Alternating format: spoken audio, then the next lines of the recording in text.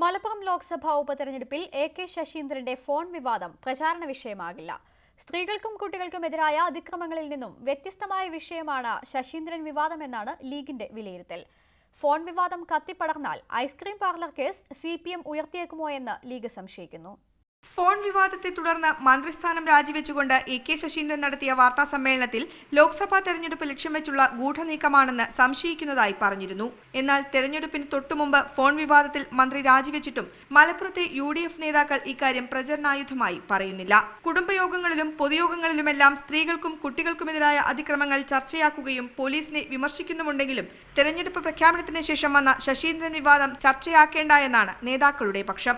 അതിന്റെ വാസ്തവികതയും അതുപോലെ അതിൻ്റെ തെറ്റും ശരിയും പരിശോധിക്കുന്നതിന് വേണ്ടി ഗവൺമെൻറ് ഒരു ജുഡീഷ്യൽ അന്വേഷണത്തിന് ഉത്തരവിട്ട സാഹചര്യത്തിൽ അവരന്വേഷിച്ചിട്ട് അതിൻ്റെ വസ്തുതകൾ തീരുമാനിക്കട്ടെ. അതല്ലാതെ ഈ വിഷയം ഒരു തെരഞ്ഞെടുപ്പ് വിഷയമായിട്ട് നമുക്ക് വരുന്നില്ല. ഒരു വിവാദവും മലപ്പുറത്തെ തെരഞ്ഞെടുപ്പിനെ ബാധിക്കില്ലെന്നും വിവാദത്തിൽ പറയാനുള്ളതെല്ലാം ഇടതു നേതാക്കൾ വ്യക്തമാക്കി കഴിഞ്ഞുവെന്നുമാണ് അഡ്വക്കേറ്റ് MB ഫൈസലിന്റെ മറുപടി. ഒരു വിവാദവും ഈ തെരഞ്ഞെടുപ്പിനെ ബാധിക്കാൻ വേണ്ടി പോകുന്നില്ല. വളരെ നന്നായി ഈ തെരഞ്ഞെടുപ്പിന്റെ രാഷ്ട്രീയം പ്രചരിപ്പിച്ചുകൊണ്ടാണ് മുന്നോട്ട് പോയിക്കൊണ്ടിരിക്കുന്നത്. ഒരു വിവാദത്തിലേക്ക് ഞങ്ങളുടെ ശ്രദ്ധയൊന്നും പോകുന്നില്ല. തെരഞ്ഞെടുപ്പിൽ വിജയിക്കുക എന്നുള്ളതാണ് ഞങ്ങളെല്ലാവരും ഒന്നിച്ച് LDFന്റെ പ്രവർത്തകരും വോട്ടർമാരും മറ്റു പൊതുസമൂഹവും എല്ലാം തയ്യാറായി നിൽക്കുന്നു. 2006 തെരഞ്ഞെടുപ്പിൽ ഐസ്ക്രീം പാർലർ വിവാദത്തെ തുടർന്നാണ് PK കുഞ്ഞാലിക്കുട്ടി കുറ്റിപ്പുറത്ത് KT ജലീലിനോട് പരാജയപ്പെട്ടത്. വിവാദം കത്തിച്ചാൽ ഐസ്ക്രീം പാർലർ വിവാദം CPM വീണ്ടും പൊടിതട്ടിയെടുക്കുമോ എന്ന പേടിയും ലീഗിനുണ്ട്. സുവി വിശ്വനാഥൻ, News 18 മലപ്പുറം.